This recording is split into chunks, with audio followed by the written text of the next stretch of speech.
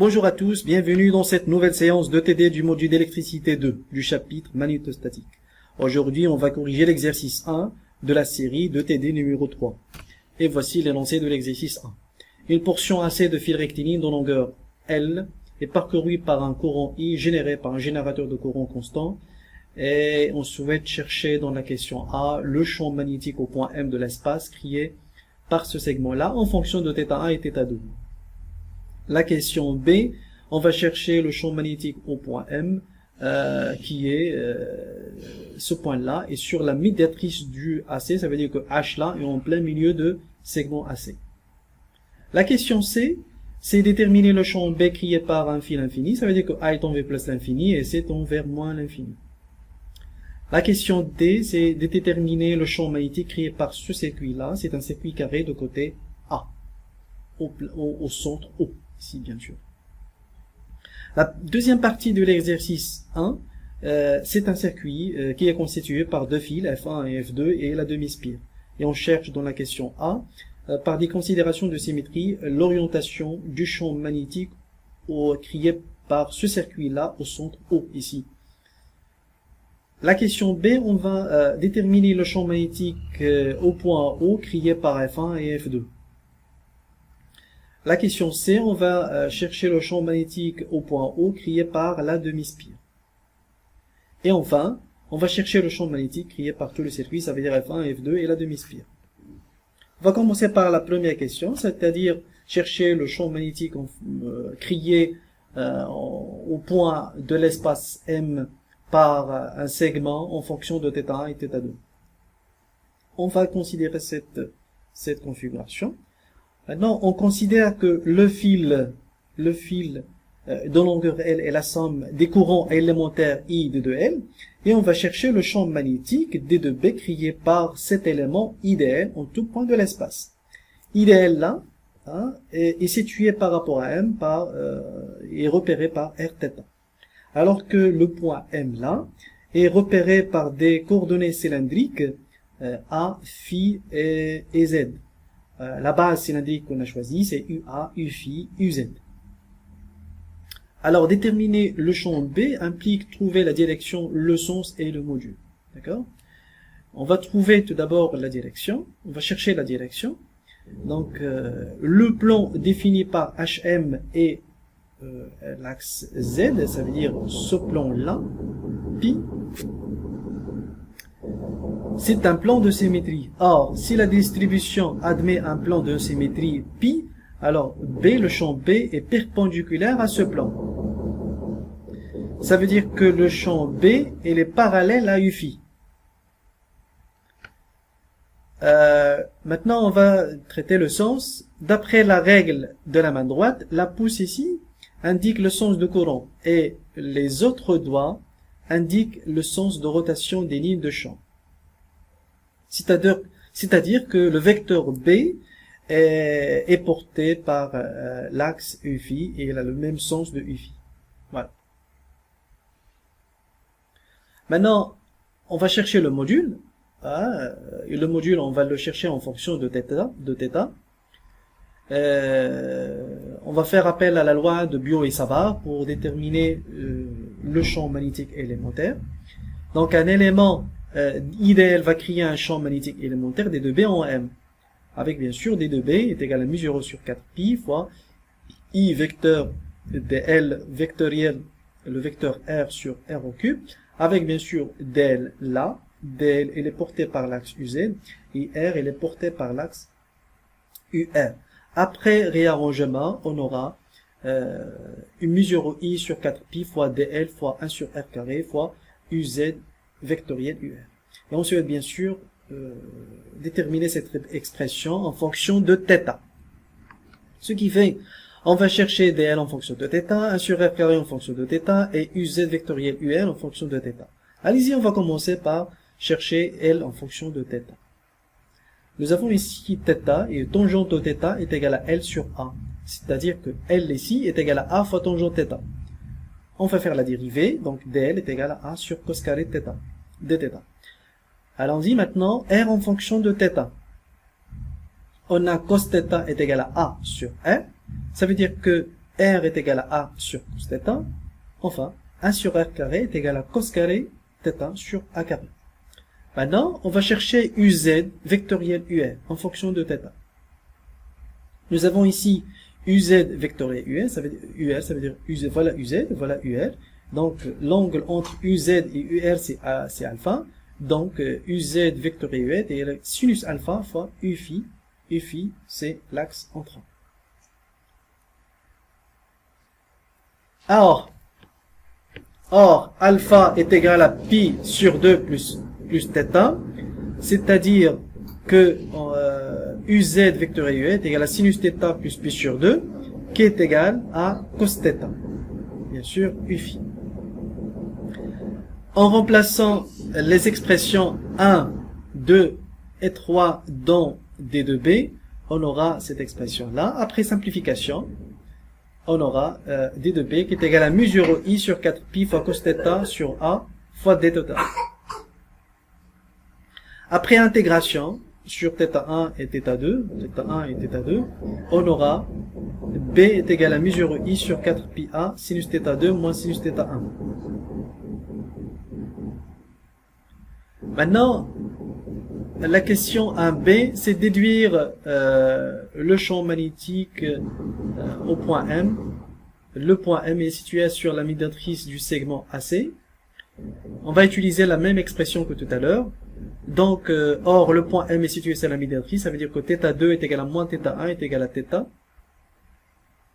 Alors qu'on va remplacer θ2 par θ, voilà, et θ1 par moins θ. Et on aura cette expression, B est égal à mu 0 I sur 2 pi A sinus θ. Je vous donne ici une autre application qui ne rentre pas dans l'exercice.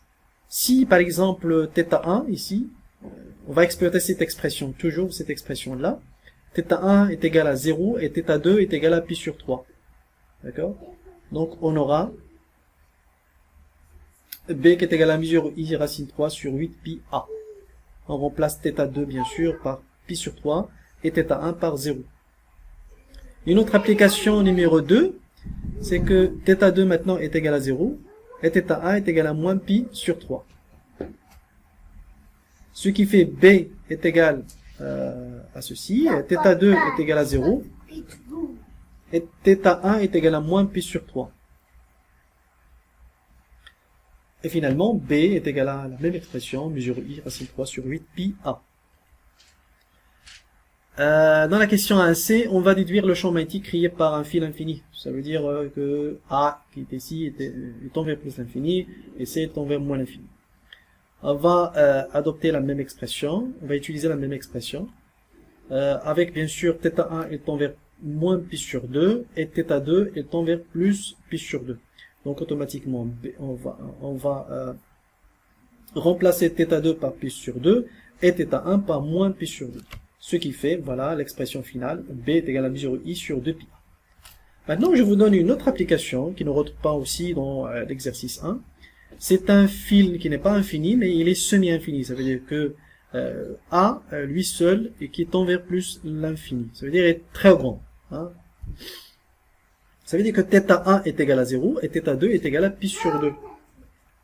Hein. Donc, on va changer θ1 par pi sur 2 et θ1 par 0.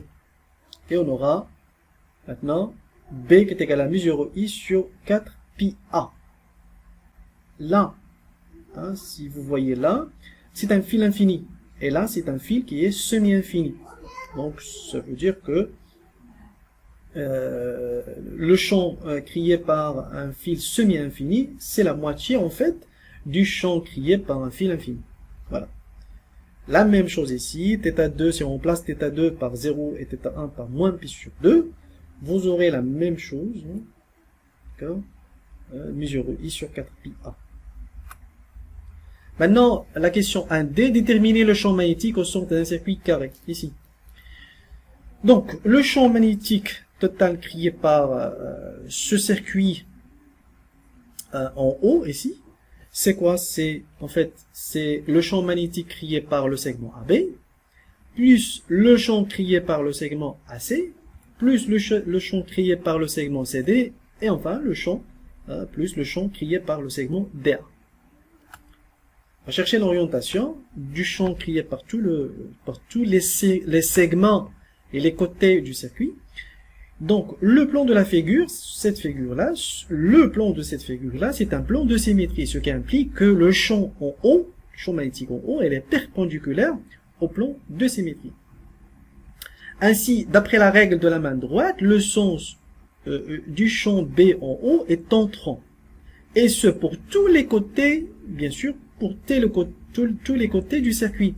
Ça veut dire que les champs produisent par tous les côtés, ils sont égaux. D'accord? Ça veut dire que le champ total est égal à 4 fois le champ créé par le segment AB. Maintenant, on va traiter le segment AB. Le segment AB, d'après la question AB, le champ créé par un côté AB, c'est mu 0 i sur 2 pi r, sinus θ, avec bien sûr r, c'est la distance qui sépare O et sa projection sur AB, ça veut dire h ici, ça c'est r, et le r on va le remplacer par a sur 2, et le θ ici, c'est pi sur 4 parce que c'est un carré, et O ici, il est au centre de ce carré-là. Donc automatiquement, θ ici, c'est pi sur 4. Donc après calcul, vous aurez B qui est égal à mu 0 i sur 2 pi racine de 2 sur 1.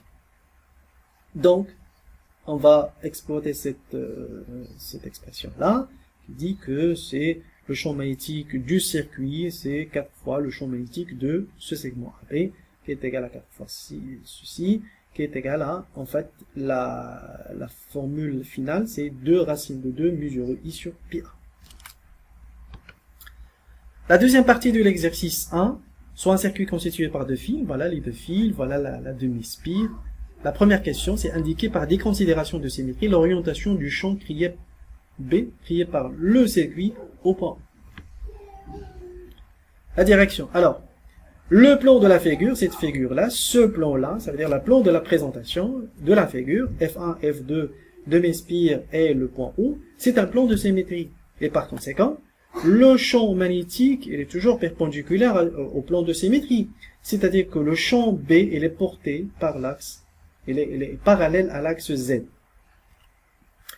Le sens maintenant, le sens de ce champ-là, est-ce qu'il est dans le même sens de Z ou bien dans le sens opposé de Z? On va voir ça. On va appliquer la règle de la main droite. La pouce indique toujours le sens du courant et les autres doigts indiquent le sens de rotation des lignes de champ. Ce qui fait, pour le fil F1, l'orientation de B de champ au haut, il est entrant, ça veut dire il est opposé à l'axe Z. Pour le fil F2, l'orientation de B, il est toujours entrant et il est opposé à l'axe de Z. Maintenant, si on prend la demi-spire, l'orientation de B, il est toujours entrant aussi et il est opposé à l'axe Z. Maintenant, la question de B, déduire la question de la question 1, le champ magnétique créé par les 2 fils F1 et F2 en haut. Hein? Notons que F1, c'est un semi-infini, c'est un fil semi-infini. F2, c'est un fil semi-infini.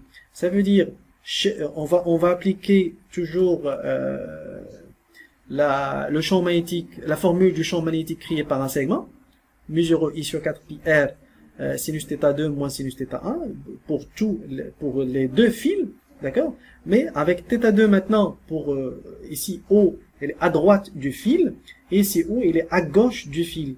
Donc O ici, vous aurez θ2 qui est égal à 0, et θ1 qui est égal à moins pi sur 2, parce que ici, il tend vers, le fil ici, il tend vers moins l'infini. Ce qui fait, on va remplacer ici, θ2 est égal à 0, θ1 est égal à moins pi sur 2, et on aura B en haut est égal à mu 0 i sur 4 pi r. Ok?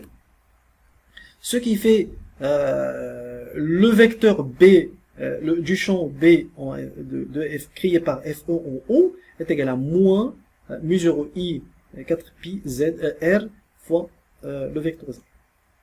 Maintenant, on va voir le champ magnétique créé par le fil semi-infini F2.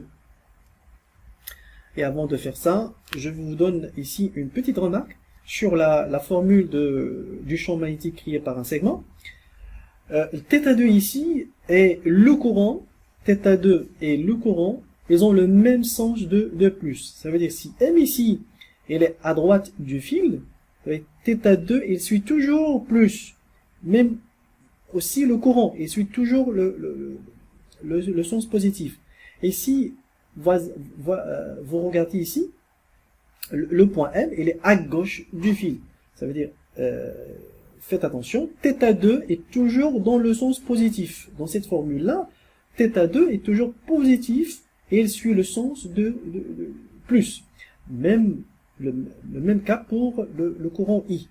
Donc, dans la formule de B, ici, le champ magnétique créé par un segment, l'angle θ2 et le courant I ont le même sens que le sens plus. D'accord?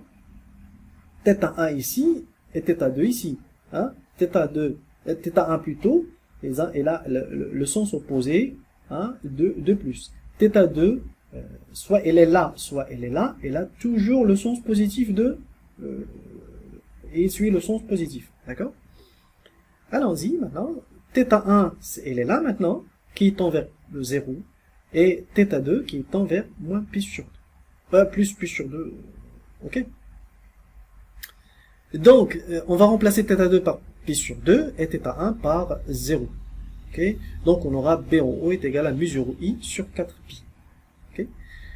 Donc, le champ magnétique, il est toujours entrant. Donc, le champ magnétique, le vecteur champ magnétique créé par F2 en haut est égal à moins mu 0 I sur 4pi R fois le vecteur Z. La question 2C, déterminer le champ B2 créé par la demi-spire ici. D'accord? On va faire appel à la loi de Biot et Savart qui dit que si un élément, nous avons un élément idéal, va créer un champ magnétique à un point O de l'espace. Hein, la distance qui sépare idéal et O, c'est R, donc automatiquement c'est dl vectoriel R. D'accord? Bien sûr, vous aurez dl vectoriel R est égal à dl R fois sinus pi sur 2 qui est égal à 1. Ok? Bien sûr, fois le vecteur Z qui est sortant, bien sûr. Ok?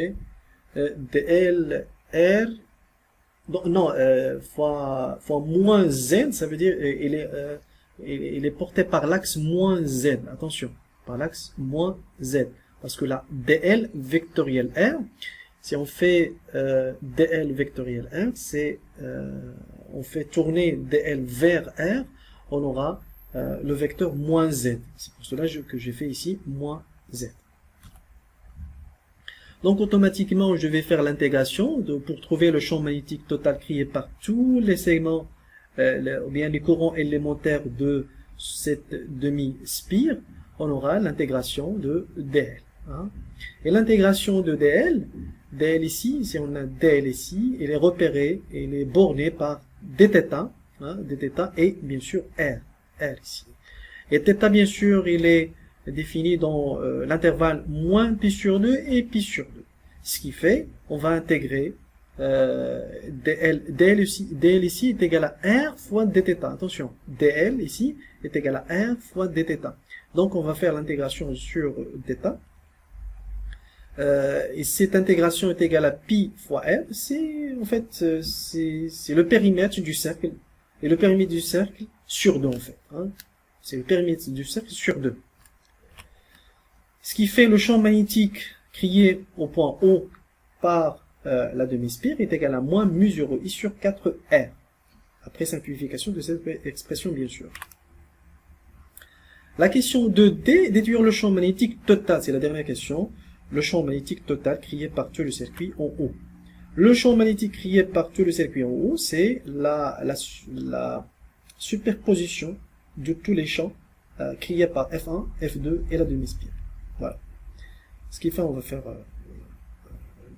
va remplacer chaque champ par son expression.